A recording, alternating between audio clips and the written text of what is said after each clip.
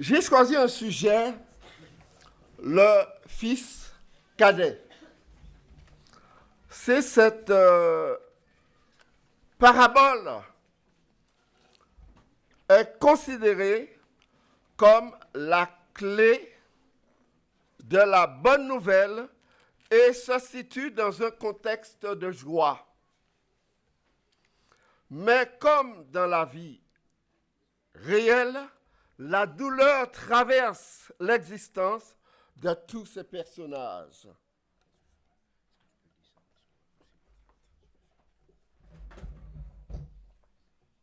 Oui, voilà. Je suis devenu plus petit. Oui. Alors, vous savez, dans toute famille, il y a des hauts, il y a des bas. Alors, dans cette parabole, qui se situe, comme je l'ai dit, dans un contexte de joie, mais seulement dans l'existence, on traverse des douleurs, des peines, ça arrive. Ces personnages que nous allons voir, c'est le père, le fils aîné et le cadet. Mais le texte ne parle pas de la mère. Là, on va se contenter de parler de ces trois personnages. L'offre de liberté. Alors, nous verrons ça dans Luc 15, 11 à 12. Luc 15, 11 à 12, qui nous dit, il dit encore, un homme avait deux fils.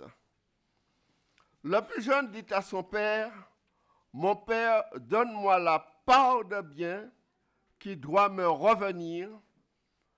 Et le père leur partagea son bien. Le silence du père au début en dit long sur la maîtrise de ses sentiments et sur la volonté de laisser son fils libre de son choix.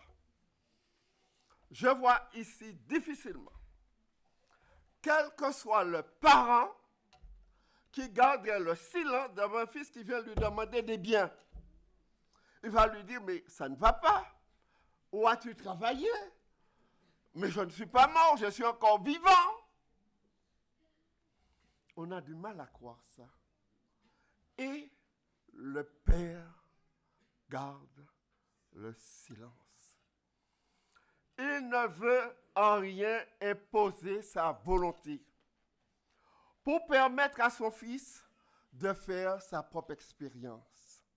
Il se contente d'attendre avec patience le retour du fils. Car souvent nous voulons imposer notre volonté. J'ai connu un garçon où les parents voulaient absolument qu'il se fasse médecin parce qu'il aimait la musique. Lorsqu'il a parlé de la musique, on a dit, mais ça c'est sérieux ça, un musicien, bon, ça ne gagne pas d'argent ça. Bon, il a fait ses études de médecine, il était brillant. Une fois terminé, il a ramené son diplôme et il a dit au revoir. Et il est allé faire sa musique et maintenant il est sur la télévision, on le voit partout faisant des concerts. Les parents ont voulu lui imposer sa volonté. Souvent parents, laissons les enfants, même vous êtes appelés à leur donner des conseils, mais quelquefois c'est difficile. Il faut leur laisser faire l'expérience et nous verrons comment les choses se passent. La parabole commence par présenter le cadet, un garçon qui décide de quitter la maison pour s'amuser, voyager et connaître le monde. Pour cela, il prend l'initiative de demander l'héritage familial. Il était inhabituel qu'un fils prenne l'initiative du partage. De manière générale, les enfants héritent à la mort des parents. N'est-ce pas? C'est à la mort des parents. En agissant ainsi, il démontre qu'il méprise l'autorité du chef de famille. Et du même coup, il ignorait son père et son frère. Lorsqu'il demande sa part de bien, il ne s'inquiète pas ni de son père, ni de son frère, ni de personne. Il pense à lui-même. En général, le fils cadet recevait un tiers des biens et l'aîné les 2 tiers au décès du père. C'est comme ça que cela se passait dans l'Ancien Testament. Mais il arrivait que ce dernier divise ses biens plus tôt par sa seule volonté et se retire de l'exploitation. Alors bon, il demande ses biens, il faut bien faire les chiffres. Après bien des calculs, des estimations et des comptes, le jeune reçoit sa part. On imagine un pactole important parce que le père était un riche propriétaire. Parce que dans le verset 17, il dit combien de mercenaires, d'ouvriers qui ont de la nourriture à quoi faire. Alors on voit que c'était quand même quelqu'un qui possédait quelque chose. Alors le tiers qui lui revenait devait être extrêmement important. Donc, le voilà avec beaucoup d'argent en main. Le jeune provincial devenu un nouveau riche. Il est fier. Il est un nouveau riche et il va s'installer dans une ville lointaine. Il vit comme un prince, acquiert une belle maison, s'entoure de belles femmes, participe à des parties fines, libertines, échangistes, de drogue. Les jeunes connaissent ça, beach drinking, alcool, drogue, sexe, tout ça mélangé. Fréquente les boîtes de nuit les plus branchées. Une nuée d'amis qui le flattent sans vergogne et vivent à ses dépens. Voilà cette vie que ce jeune homme a choisie. Une vie de liberté, une vie de péché. Et il se sentait à son aise. Mais après ça, frères et sœurs, j'ai appelé cette partie-là la descente aux enfers. C'est dans Luc 15, 14 à 16. C'est la descente aux enfers. On nous dit, lorsqu'il eut tout dépensé, une grande famine survint dans ce pays et il commença à se trouver dans le besoin.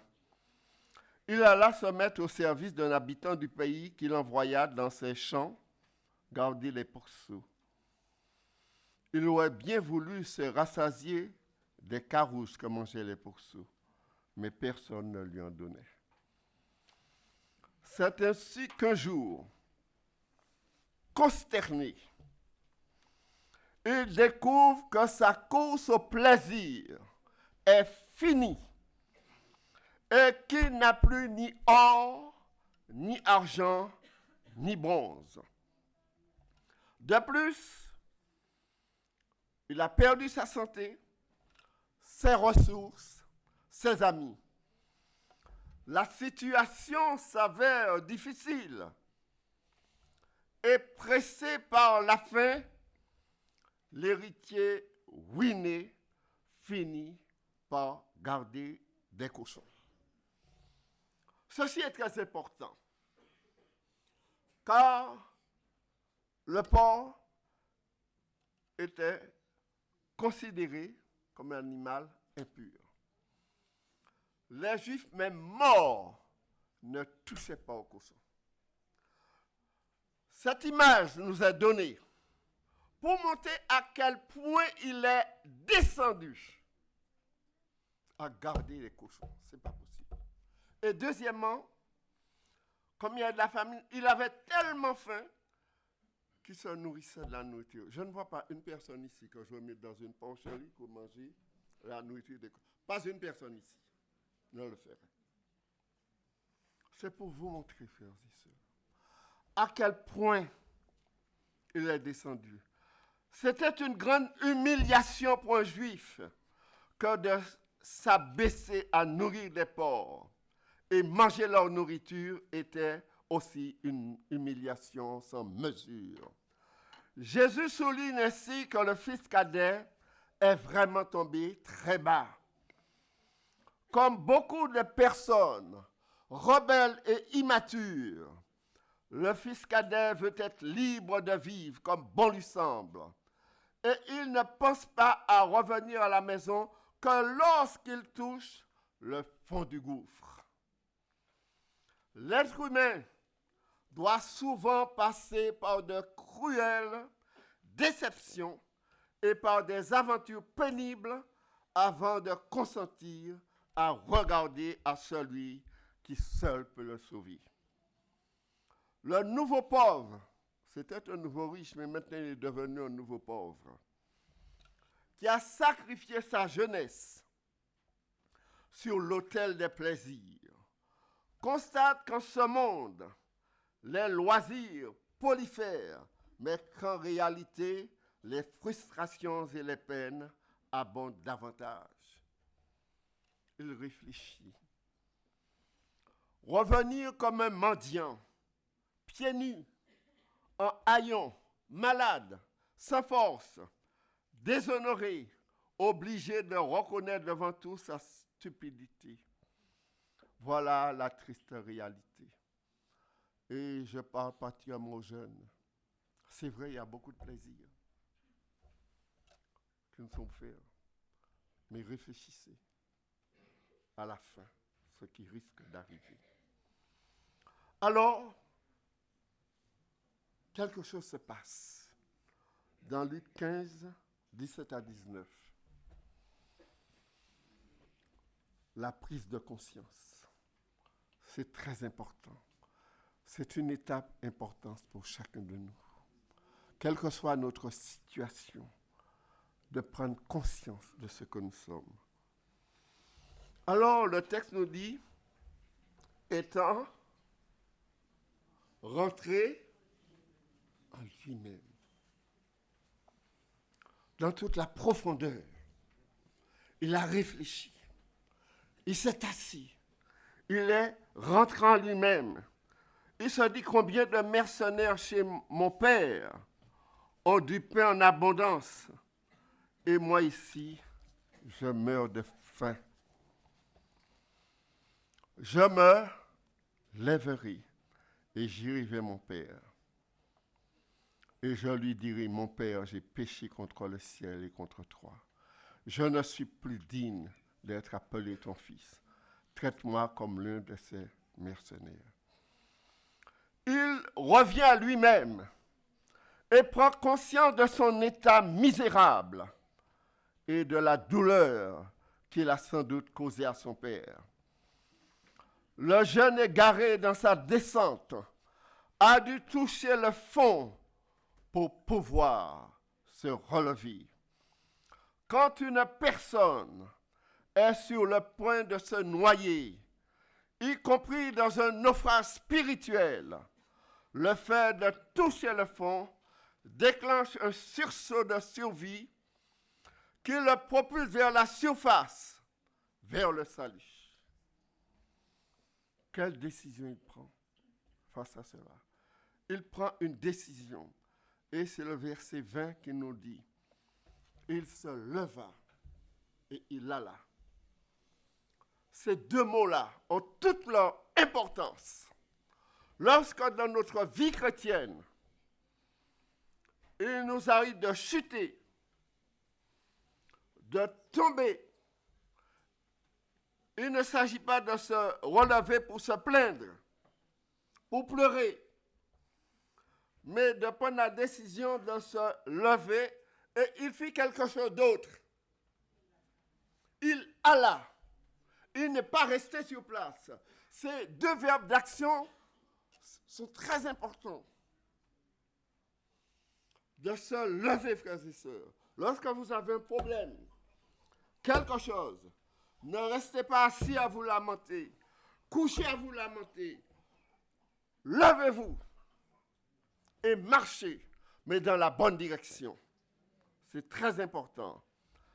La route a été certainement très difficile pour lui, entre doute et interrogation.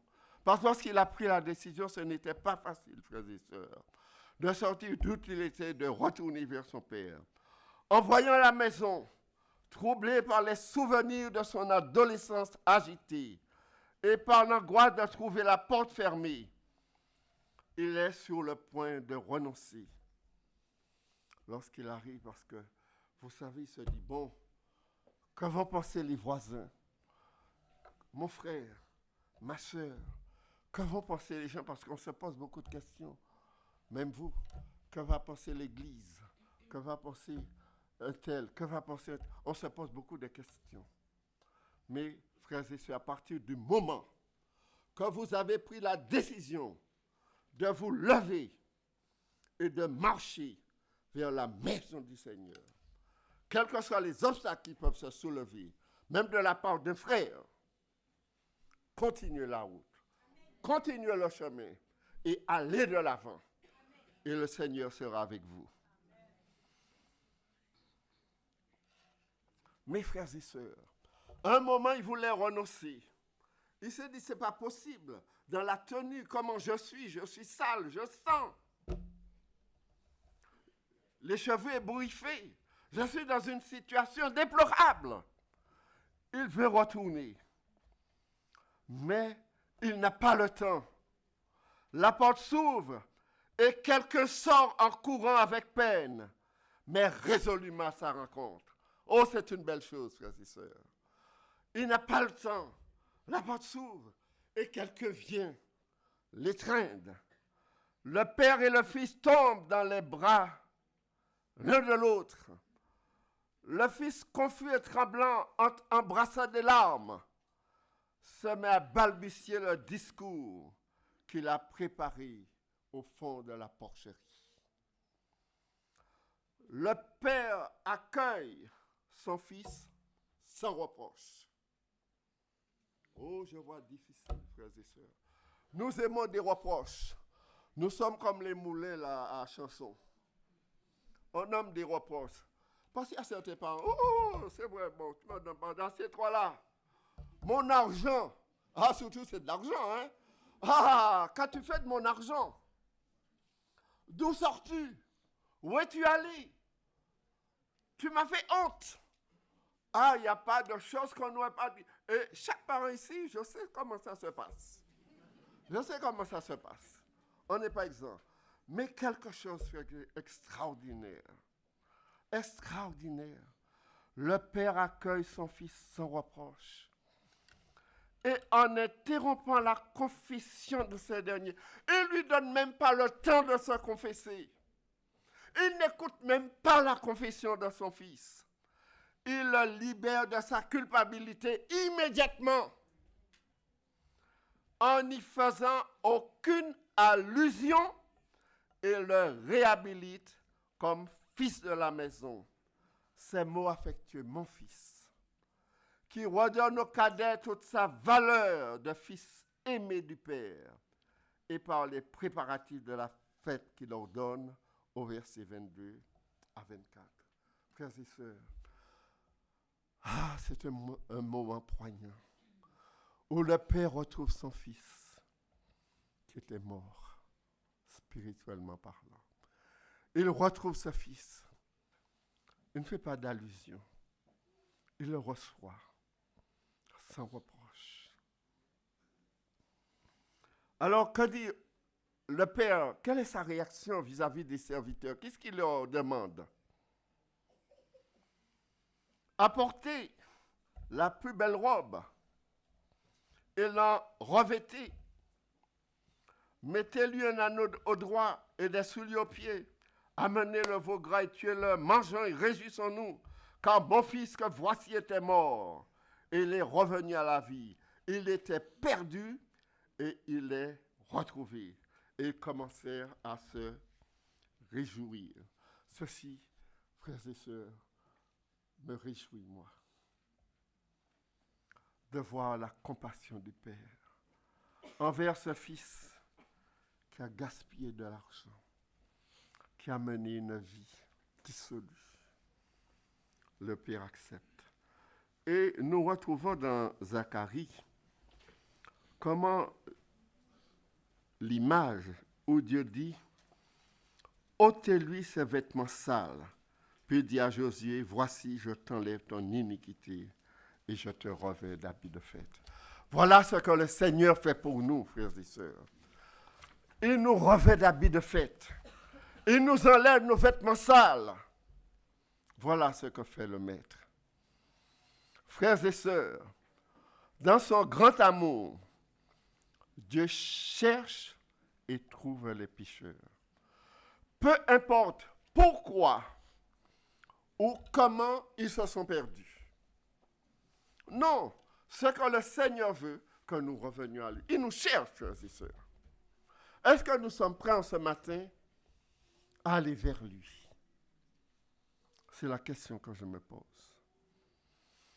Mais nous avons un autre personnage.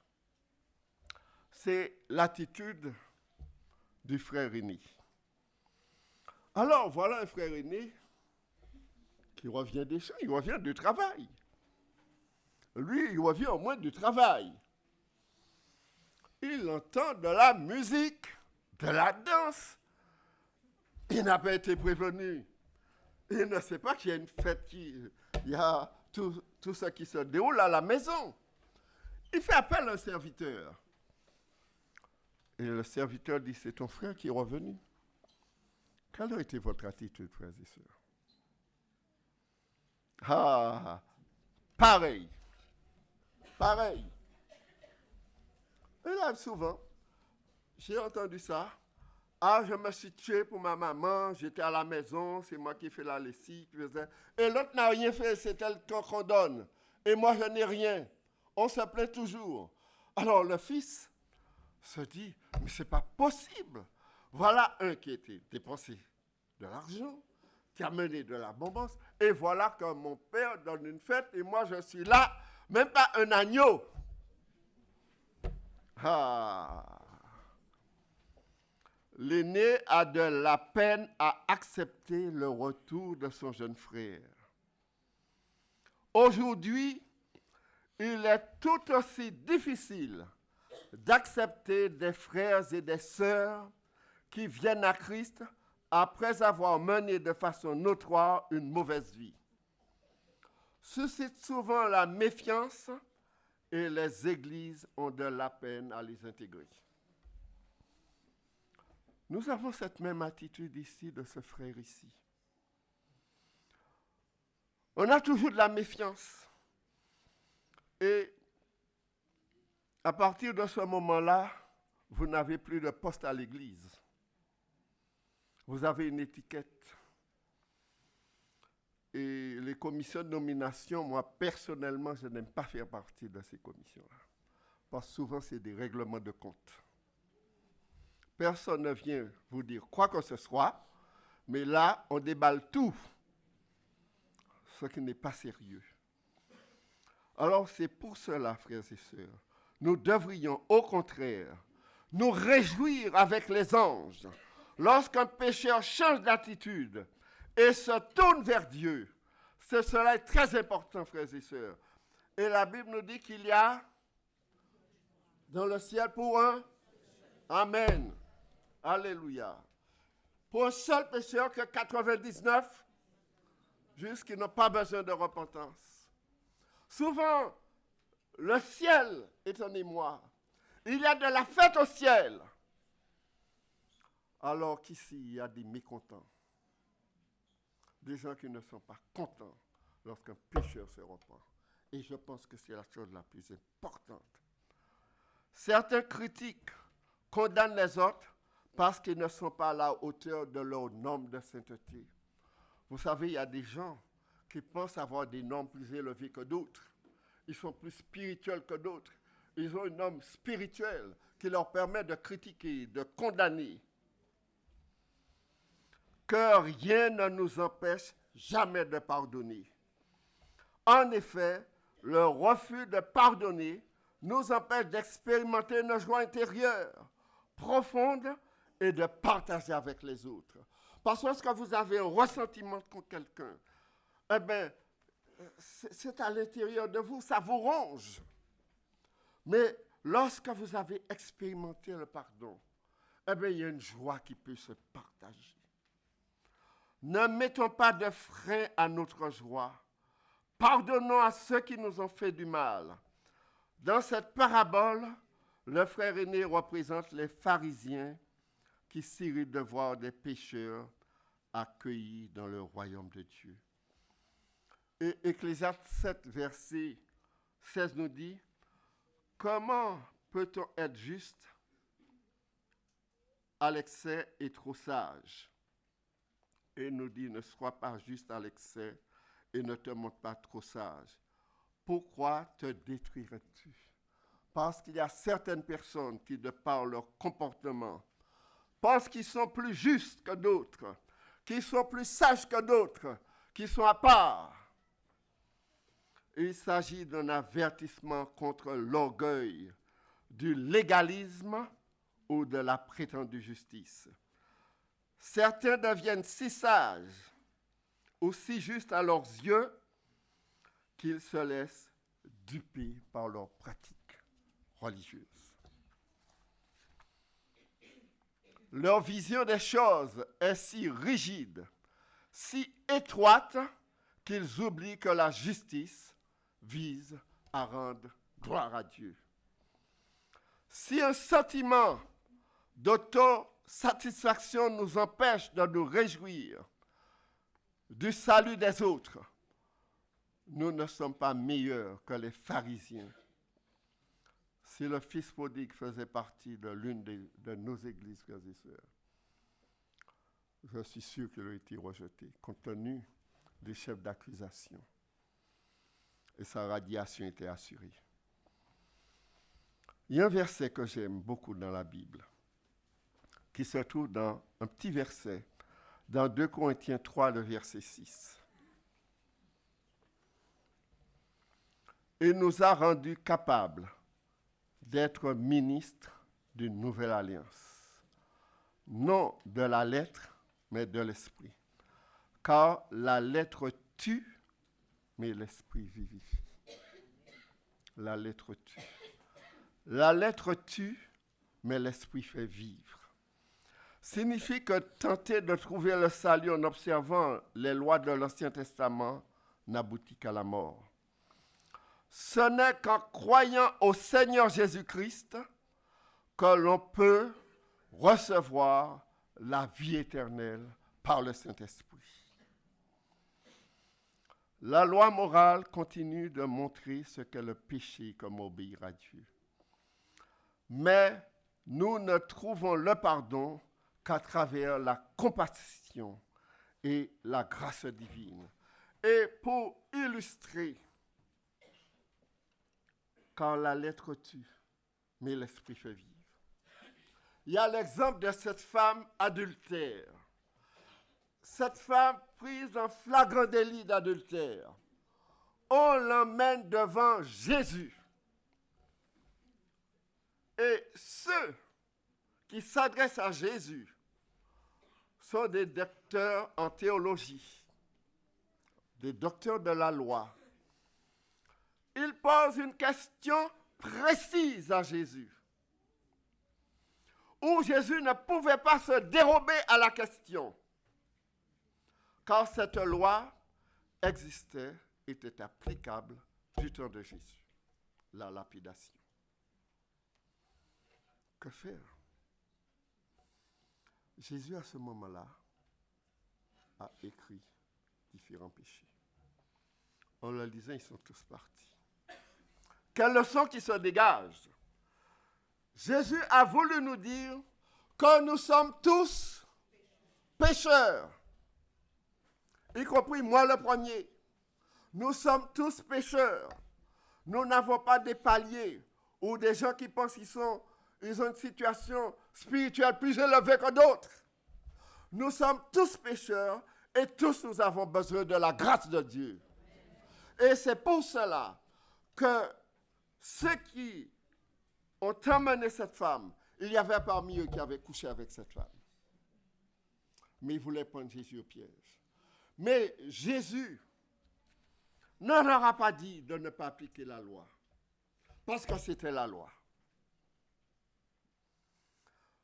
Mais si cette femme avait été exécutée, elle serait morte physiquement, mais aussi morte spirituellement. Elle n'aurait pas eu ce privilège extraordinaire de pouvoir verser du parfum sur Jésus. De voir Jésus, d'être parmi les premières à voir Jésus sortir de la tombe. Et voilà, c'est pourquoi la lettre tue, mais l'esprit vivifie. L'attitude exceptionnelle de ce Père relève l'amour inconditionnel de Dieu envers chacun de nous, que ressemblons un jour à l'un ou à l'autre des fils. En ce matin, frères et sœurs,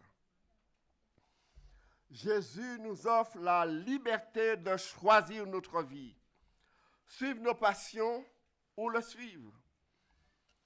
En même temps, il nous donne tout ce dont nous avons besoin pour faire le bon choix. Nous avons la capacité de vivre une nouvelle vie en relation intime dans la maison du Père avec notre Dieu. Nous avons lu tout au début ce que le psalmiste disait dans Somme 27, 4 à 5. Qu'est-ce qu'il nous dit? Je demande à l'Éternel 1000 choses. Une chose, frères et sœurs. Une chose, parce que bien souvent, lorsqu'on demande au Seigneur tellement de choses, on demande tellement de choses. Mais ici, il nous dit, je demande que je désire, je voudrais dans la maison de l'Éternel pour contempler. Oh, frères et sœurs, ce matin, vous n'avez qu'une chose à demander au Seigneur, c'est d'habiter dans la maison du Seigneur. Moi, personnellement, je voudrais l'habiter. Je voudrais habiter cette maison. Mais j'ai quelque chose à faire. Comme le fils prodigue, je dois me prise de conscience. Oui, mais avant de se lever, il faut prendre la prise de conscience. Parce que si je ne suis conscient de rien, je ne bouge pas. Prise de conscience de son état, de sa situation. Ensuite, bougez, bougez. Vous devez vous lever et aller. Et je suis persuadé que si vous êtes ici en ce matin, c'est que vous avez ce désir en vous. Je ne vois pas pourquoi, moi non plus, je ne vois pas pourquoi ma présence en ce matin à l'église. Ou c'est la routine, ou simplement je viens, je pars, je viens, je pars, je viens. Non, c'est parce que j'ai ce désir ardent d'habiter dans la maison du Seigneur.